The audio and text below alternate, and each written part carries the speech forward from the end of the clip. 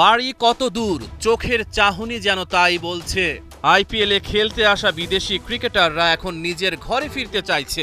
ভারত পাকিস্তান সংঘাতের ঢেউ আছড়ে পড়েছে দুই দেশের দুই ফ্র্যাঞ্চাইজি লিগে। পাকিস্তান সুপার লিগ সংযুক্ত আরব আমিরাতে সরিয়ে নেওয়া হয়েছে। ইন্ডিয়ান প্রিমিয়ার লিগ আইপিএল এক সপ্তাহের জন্য বন্ধ হয়ে গেছে। আইপিএলে খেলার জন্য Australia, England, South Africa, New Zealand, West Indies, আফগানিস্তানের বিভিন্ন ক্রিকেটার ভারতে এসেছেন।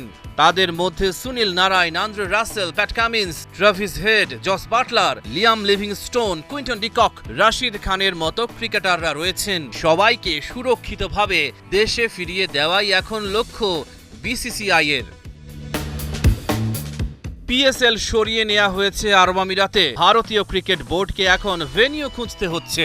পাকিস্তানি মিডিয়ার প্রতিবেদনে বলা হয়েছে, পাকিস্তান ক্রিকেট বোর্ডকে দেয়া প্রতিশ্রুতি রক্ষা করতে গিয়ে আইপিএল আয়োজনের অনুরোধ প্রত্যাখ্যান করেছে আরব আমিরাত। পিএসএল আয়োজন করবে তারা। ভারত পাকিস্তানের পাল্টাপাল্টি হামলা, চলছে মিসাইল আর ড্রোনের খেলা। ভারতের ৭৭টা ড্রোন গুঁড়িয়ে দেওয়ার দাবি করেছে পাকিস্তান। তৈরি হয়েছে সর্বাত্মক যুদ্ধের পরিস্থিতি। দুই দেশের সাবেক ক্রিকেটাররাও যেন যুদ্ধংদেহী। কথা যেন মিসাইল হয়ে পার করেছে সীমান্ত।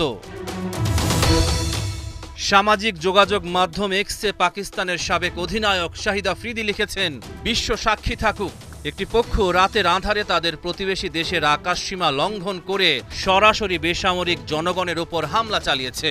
এতে নারী ও শিশু লক্ষ্যবস্তুতে পরিণত হয়েছে।